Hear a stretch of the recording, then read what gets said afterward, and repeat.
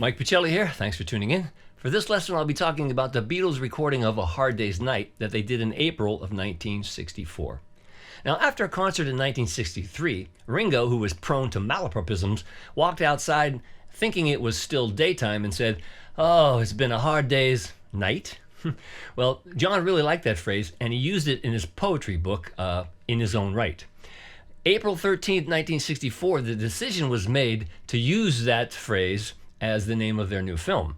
The film's producer, Walter Shenson, wanted John to write a song of the same title of the film. So John got to work that night. He wrote lyrics on the back of a matchbook cover, and then he went to sleep. And then the next morning, Paul and John called Walter into their dressing room and played them the new song, A Hard Day's Night.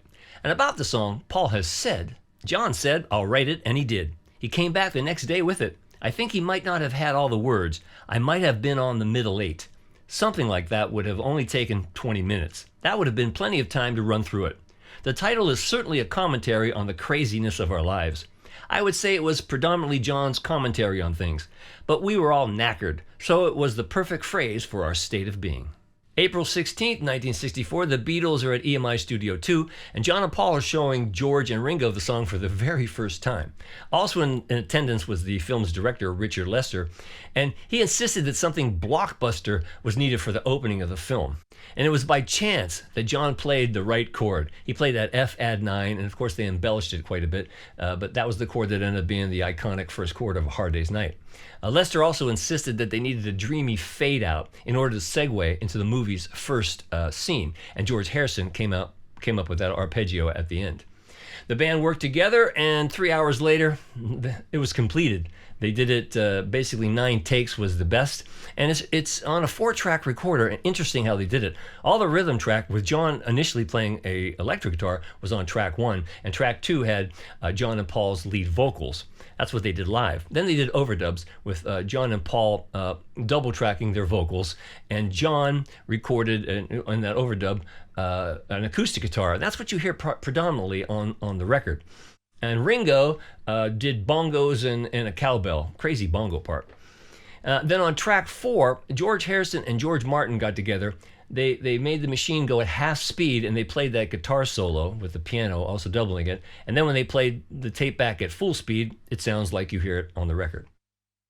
It was mixed on April 20th, 1964, and the Beatles played it quite a bit on BBC radio and TV shows. And they recorded it 3 times live at the Hollywood Bowl. They played it live on tour from 1964, that world tour, until the end of their 1965 tour. And it was released on the United Artists album A Hard Day's Night on June 26, 1964. And of course, they won the Grammy Award for Best Performance by a Vocal Group in 1964. So that's the backstory. Let's get started.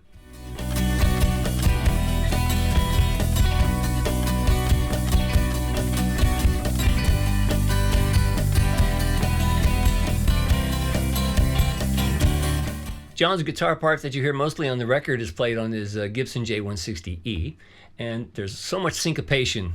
It's never just up and down, up and down. John plays the song as he's singing, and he really embellishes what he's doing.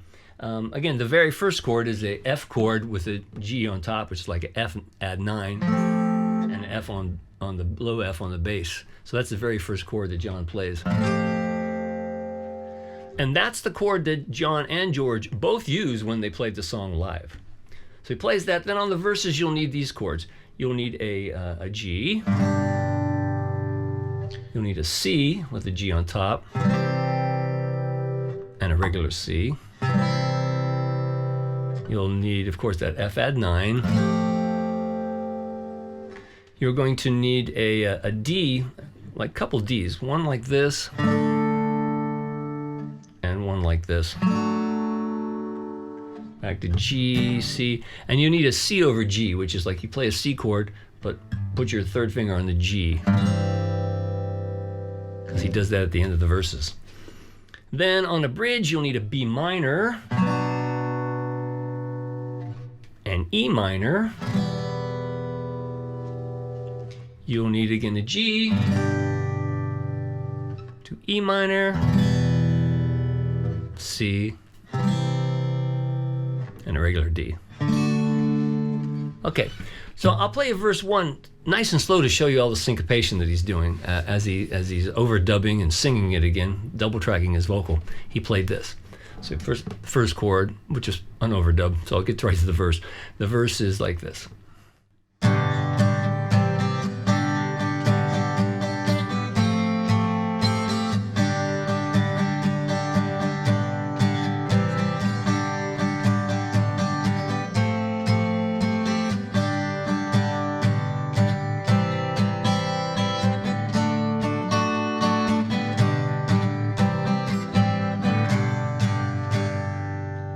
Now you see on the end of the last two measures of a verse, when it goes G, you play that C over G to a G. Kind of almost like gospel playing, right? Verse 2 is pretty similar. Let's see, just simpler C's and D's this time. Here's verse 2, 3, 4.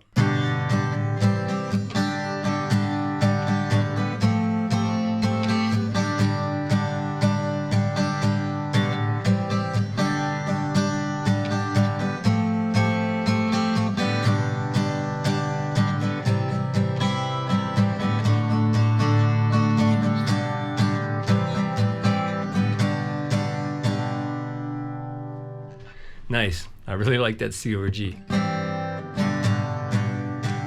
Now on the bridge, he switches up his rhythm entirely, and he plays like this. 3, 4.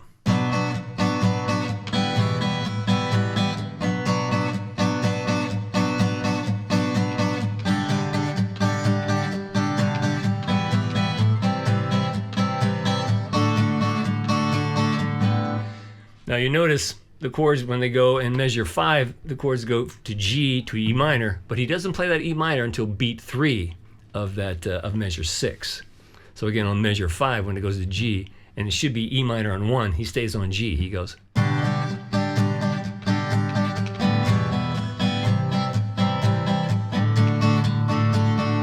And here's verse 3. I'll do it a little faster. 3, 4.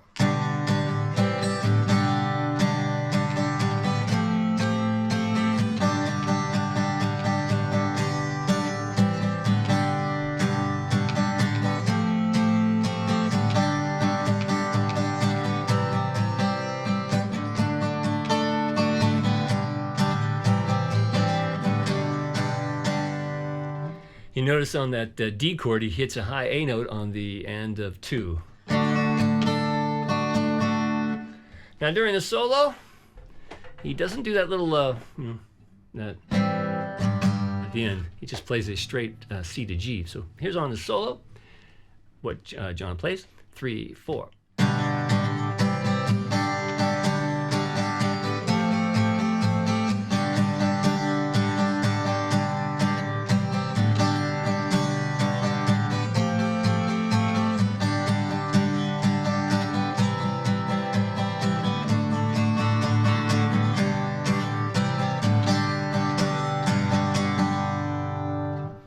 Then on bridge 2, he does that same pattern that he did on bridge 1, like this.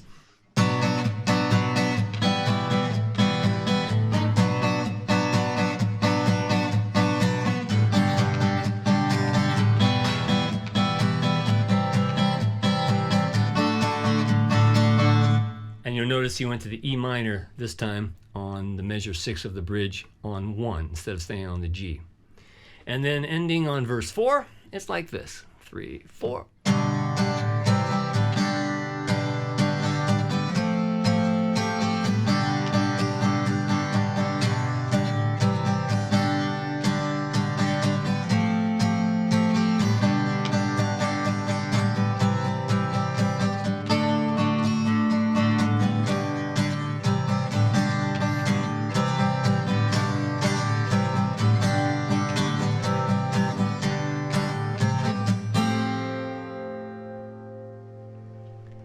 And that's what John Lennon did on A Hard Day's Night.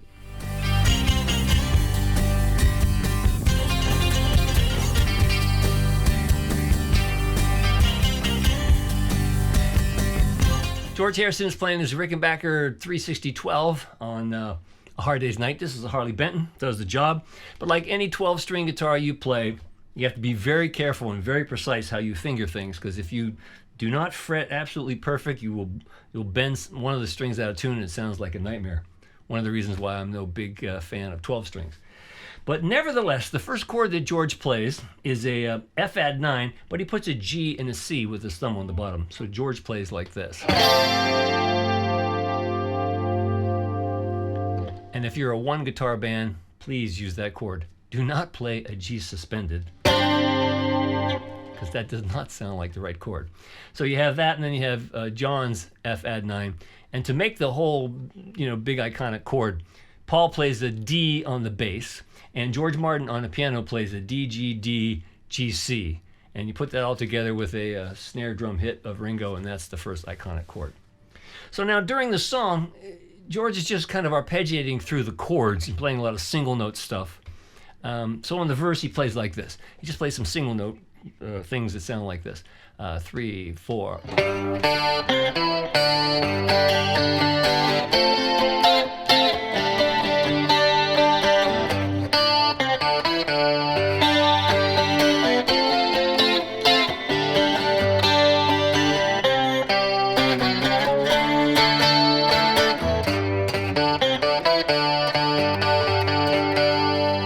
And that's how he gets through the first verse. Charts and tabs at MikePachelli.com will make it very clear, and I don't want to labor too much on every single note, but I'll just play everything for you. So verse 2, similar stuff like this.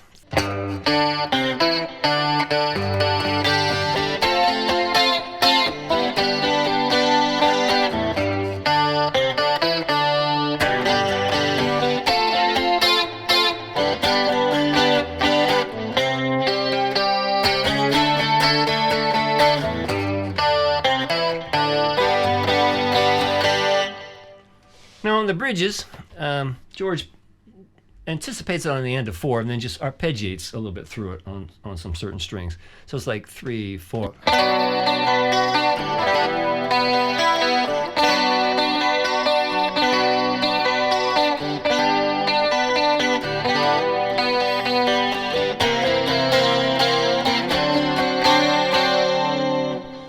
So nice and simple.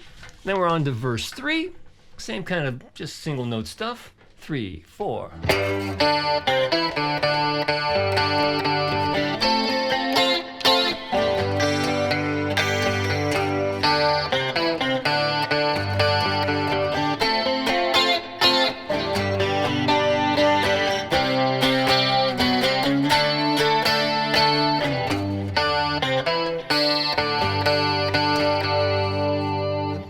Okay, then we're off to the solo.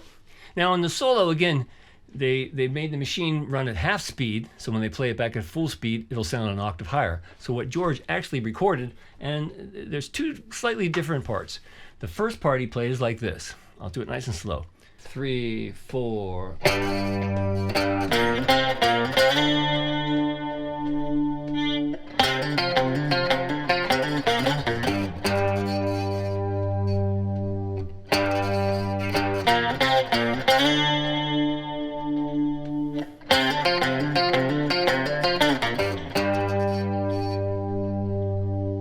So you see the difference. The first time you do 3 of these.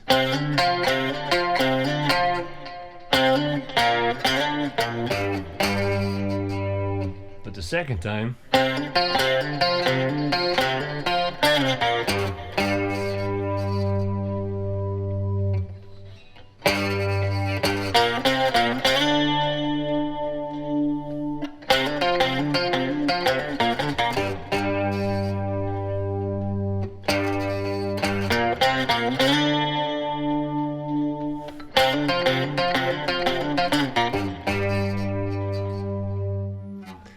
Okay, then there's a little punch in of like a bass guitar or some other guitar playing these notes into the second part of that. You hear.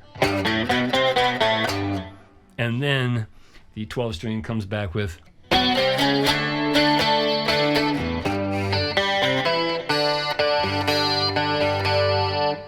right, then bridge 2, a little different, like this, just kind of starts on the end of 4 again, and he plays.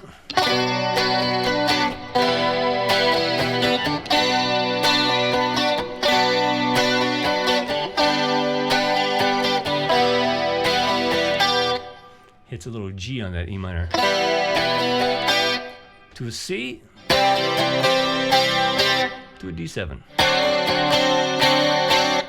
And then the last verse sounds like this.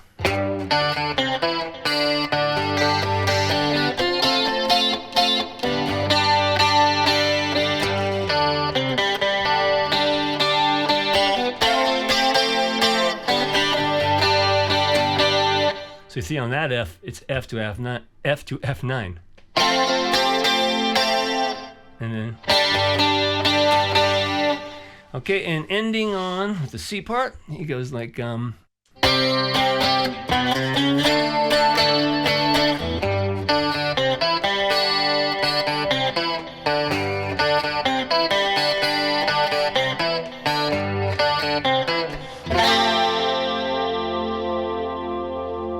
right there he would just hit the regular F add 9. And then the overdub, he's going between the F add 9 and a F for the fade out. It sounds like this.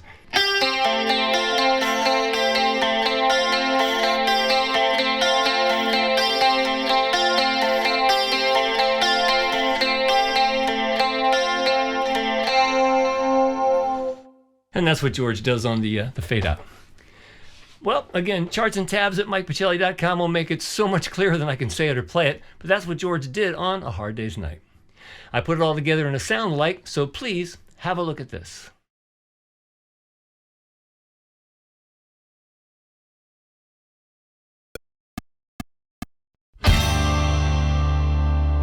It's been a hard day's night, and I've been working like a dog. It's been a hard day's night. I should be sleeping like a log. But when I get on to you, I find the things that you do will make me feel alright.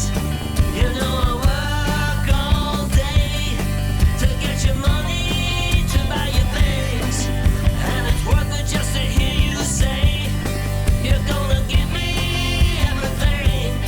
So why all the shit I'm on? 'Cause when I get you alone, you know I feel okay. When I'm home, everything seems to be right. When I'm home, feeling you holding me tight, tight, yeah. It's been a hard day's night, and I've been working like a dog. It's been a hard day's night. I should be sleeping like a log. But when I get on to you, I find the things that you do will make me feel alright.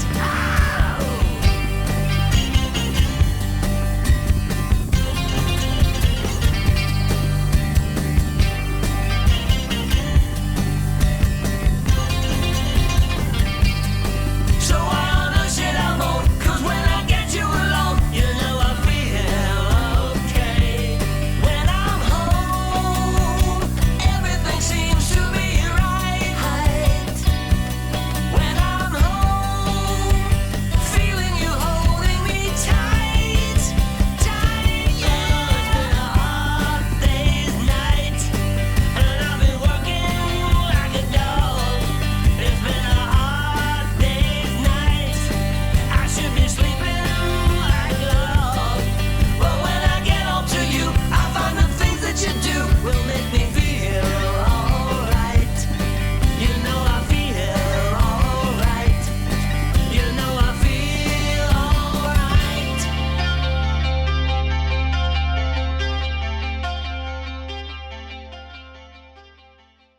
Well, there you see how all the parts fit together. And as usual, I suggest you download the charts and tabs at MikePachelli.com. Learn both parts, play along with my sound alike, and you'll get it just like the Beatles. And I really appreciate your consideration in supporting my work that way.